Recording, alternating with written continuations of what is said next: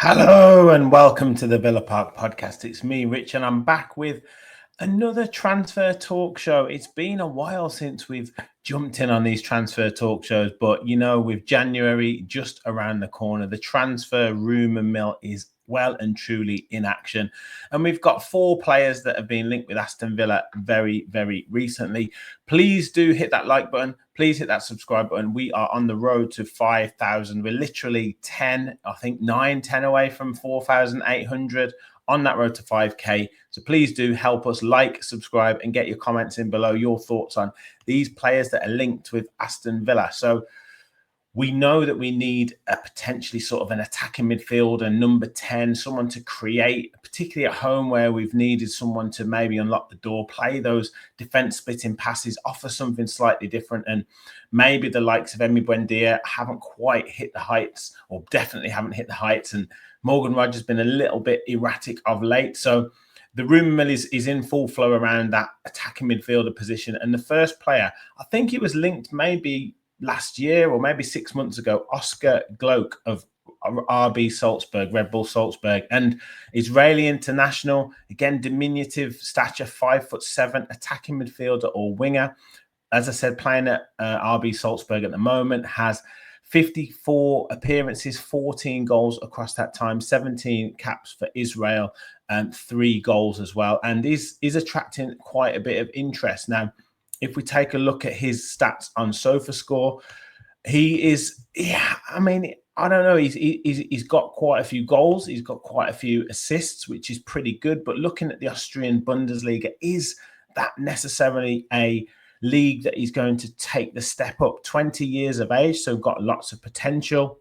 Operates down that left-hand side as we see that heat map there, coming into the middle. Has started 10 games in the league, started 7 games in the league, making a total of 10 appearances, 5 goals, which is pretty decent, but obviously taking into account the standard of the league. 1 big chance missed, 4 goals from inside the box. So you see he likes to get inside, make those runs into the box. 1 goal from outside of the box, 1 with his left foot, 4 with his right, so can operate with both feet. Has 2 assists and has created 6 big chances, 2 key passes per game. In terms of passing accuracy, 92% in his own half, 79% in the opposition half. So not too bad there. You know, obviously we know that they're looking at a player is looking to make high risk passes. So that's pretty good. And in terms of the defending, 3.1 ball recoveries per game kind of stands out there. And 40% in terms of successful dribbles. So not too bad there. Obviously the ground duels one isn't necessarily part of his game, but it is an area where he may be looking to improve. And we know the physicality of the Premier League is, you know, up there with the biggest in the world. Possession lost 16.8 times. Again, a player who's going to try and create chances, trying to create things. So is going to give away the ball, but could be someone who is of a potential signing that Unai Emery quite likes. You guys let me know your thoughts in the comments. Another player that's linked is Romano Schmid. Again, diminutive attacking midfielder. This time an Austrian international playing at Werder Bremen. Attacking midfielder again, 5'6", so again, diminutive player. Started out his career at Sturm Graz, then went to RB Salzburg for a little bit.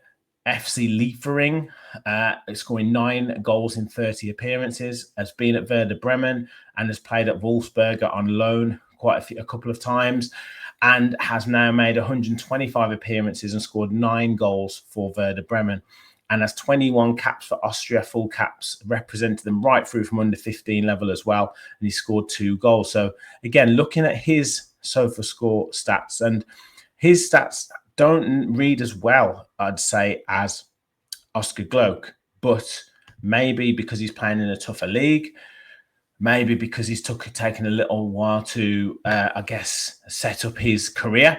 He's 24 years of age, just slightly older. Again, attacking midfielder, midfield central, operates across the pitch, but still around that left-hand side, but can pop up on the right as well. And as heat map is all across the pitch.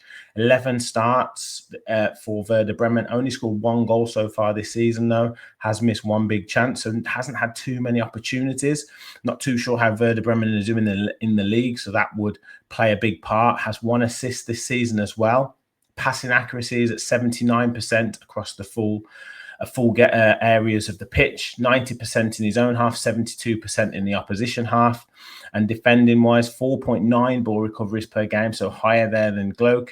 1.1 gets dribble pass per game, but he's probably putting in more effort, putting in more challenges, expected to maybe do a little bit more.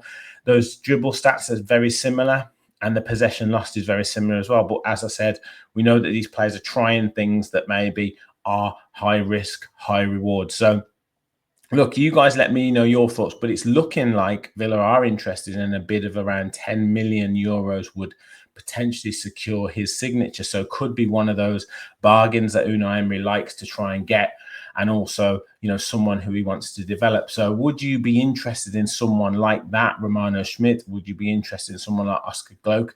Would they be the answer, or would it be more faith in the likes of Buendia, or looking for someone else to go for? I don't know how much money we'd have, or whether we'd have to let someone go to bring someone in, but that remains to be seen.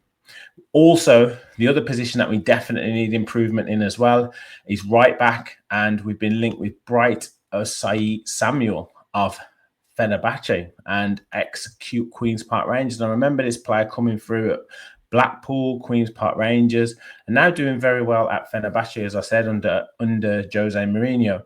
26 years of age, right back or winger. Started off as a winger, I believe, at Blackpool and Queen's Park Rangers, but then has transitioned back to right fullback, I guess, with an attacking intent.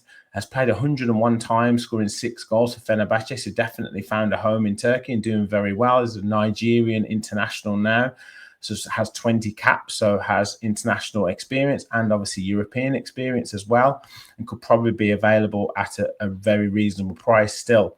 And if we look at his SofaScore statistics in terms of the Super League, obviously they're looking at operating up that right-hand side, has 6 appearances in the Super League so far, hasn't scored any goals, has missed a big chance as well, won a penalty for the team, hasn't necessarily created any assists yet, and has 1 big chance created. If we look at maybe some other position in the Conference League, for example, has played 10 times in the Conference League, so has been operated more in that, hasn't scored yet, and hasn't assisted. But if we look at his passing accuracy, 90%, 93% in his own half, 85% in the opposition half. So pretty good. 2 clean sheets in the Conference League as well. 59% in terms of successful dribbles, 54% in ground duels won, 55% in aerial duels won. And yeah, pretty decent in terms of statistics. I guess a player who maybe has had his chance, maybe has sort of, I guess, shown what he can do previously. Is he a player who we would look to get now? Has the kind of horse bolted a little bit? I'm not too sure. Obviously 6 appearances in the Turkish Super League. Is that enough? Has contributed to 2 clean sheets in that league as well. So you guys let me know your thoughts on Bright Osayi Samuel. As I say, could be an option, but would he necessarily be an upgrade on a Matty Cash? I don't know. And it looks like, I think he's in contract talks with Fenerbahce as well. And so I wouldn't be so sure on that. I do like and appreciate the development that he's had from Blackpool, QPR, Fenerbahce, going into Conference League and European football, international football as well. But I'm not so sure he would have enough for me to warrant being an upgrade on a Matty Cash. We want someone who can, really, really improve that right back position. And I'm not quite sure that he is the man to do it. Now, a left field kind of approach or potential interest is Manchester United striker Joshua Zirkzee.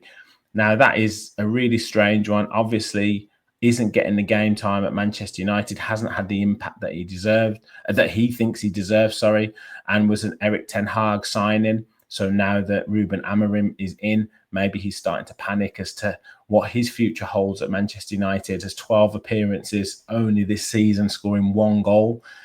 For me, I don't think this has got any legs at all. I think it's an agent of Xerxes putting this story out there to see if anyone will bite. I cannot see Unai Emery going for this player. We already have issues with John Duran and Ollie Watkins and who plays up front. So to bring in someone who clearly wants first team football, clearly wants an opportunity, being the second or even third choice striker behind Ollie Watkins and John Duran, maybe competing for that second string spot, I would say, he's not going to take it. So unless John Duran leaves and you're looking for another kind of big forward to maybe a slightly different option to Ollie Watkins, then that would be the only time I would imagine that. But for me, Xerxes is probably not even close to John Duran's ability. He hasn't done very well in the Premier League at all so far this season. Maybe you could argue hasn't been given too many opportunities, but if he was pulling up trees and training, he would be starting. So I cannot see someone like Xerxes coming in, maybe for a different team like a West Ham maybe, or someone like that. It might be an option, but certainly not for Aston Villa. But you let me know your thoughts in the comments on Xerxes, Bright Asai Samuel, Romano Schmid, Oscar Gloukh. Are they the type of players that we need to be looking at? Or do we kind of wait and go all out for 1 or 2 bigger names in the future? We'll be back later on with the Fans Forum / Juventus match preview ahead of tomorrow's game. So make sure you stay tuned for that. Keep your comments coming in. Make sure you hit the like button. Make sure you hit the subscribe button. Help us on the road to 5K. As I say, we'll be back later.